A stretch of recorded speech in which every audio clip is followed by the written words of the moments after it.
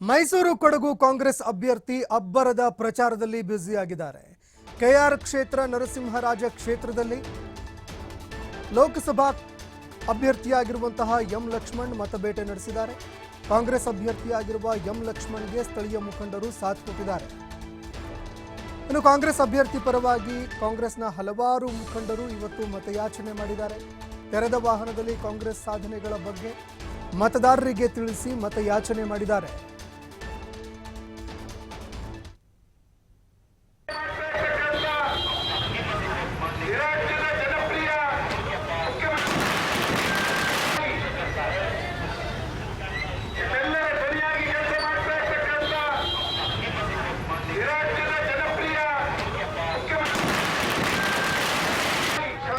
कांग्रेस के उम्मीदवार एम लक्ष्मण आपके मोहल्ले में साथ हमारे माजी एमएलए एम सोमशेखर एम के सब बड़े बड़े कीमती लीडर भी आपके मोहल्ले पर आए हुए हैं. मेरे भाई और बहनों, राज्यದ ಸರ್ವೆ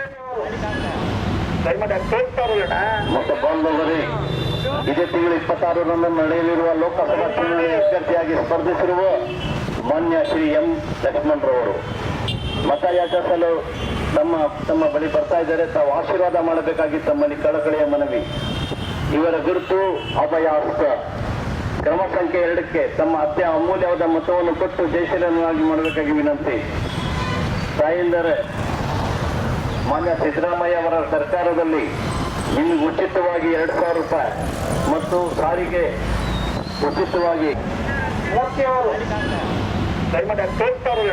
ಮತ್ತು ಬಾಂಧವರೇ, ಇದೇ ತಿಂಗಳು 26ರಂದು ನಡೆಯಲಿರುವ ಲೋಕಸಭಾ ಚುನಾವಣೆಯ ಅಭ್ಯರ್ಥಿಯಾಗಿ ಸ್ಪರ್ಧಿಸಿರುವ ಮಾನ್ಯ ಶ್ರೀ ಎಂ ಲಕ್ಷ್ಮಣರವರು ಮತಯಾಚಿಸಲು ತಮ್ಮ ಬಳಿ ಬರ್ತಾ ಇದ್ದಾರೆ. ತಾವು ಆಶೀರ್ವಾದ ಮಾಡಬೇಕಾಗಿ ತಮ್ಮಲ್ಲಿ ಕಳಕಳಿಯ ಮನವಿ.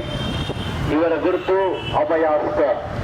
ಕ್ರಮ ಸಂಖ್ಯೆ 2ಕ್ಕೆ ತಮ್ಮ ಅಮೂಲ್ಯವಾದ ಮತವನ್ನು ಕೊಟ್ಟು ಜಯಶೀಲನಾಗಿ ಮಾಡಬೇಕಾಗಿ ವಿನಂತಿ.